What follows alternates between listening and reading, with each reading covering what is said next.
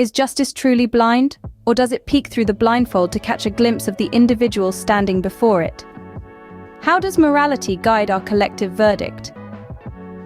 Welcome to the fascinating exploration of morality, justice, and the intricate dance they perform in the courtrooms of our lives.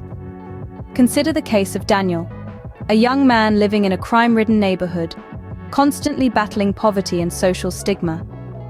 Daniel, despite his circumstances, is an embodiment of resilience, kindness, and a strong moral compass. However, one day Daniel is caught stealing food from a local store. His intent?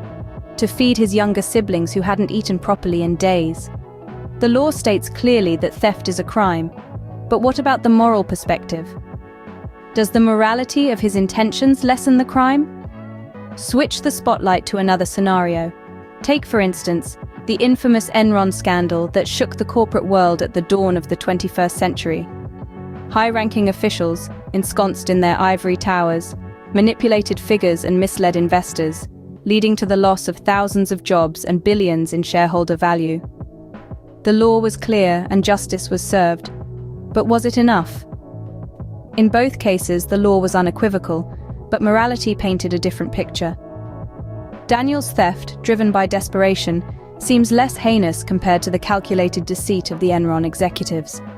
Yet, in the eyes of the law, both are crimes. So where does justice fit in? Justice is the bridge connecting the chasm between law and morality.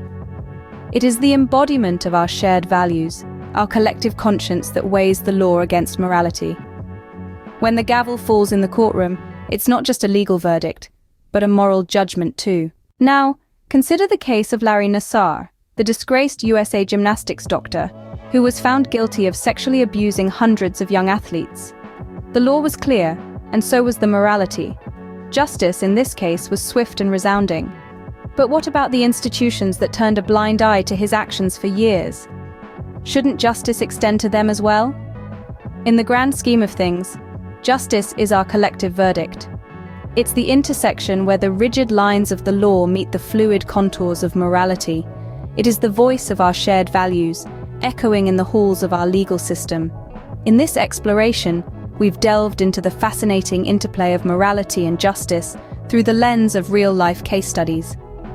We've seen how justice is not just a legal verdict, but a reflection of our shared values. We've explored how justice can be both blind and perceptive, navigating the fine line between law and morality. The dance of justice and morality continues, and as members of society, we are all part of this intricate ballet. Remember, in the courtroom of morality, crime is the defendant, and justice is the jury that deliberates our shared values. It's a dance that continues to shape the world we live in, a dance that we are all part of. Let this exploration inspire us to think critically about the interplay of morality and justice in our own lives. For now, the gavel falls, and this exploration comes to a close. Until next time, keep questioning, keep exploring, and keep striving for justice.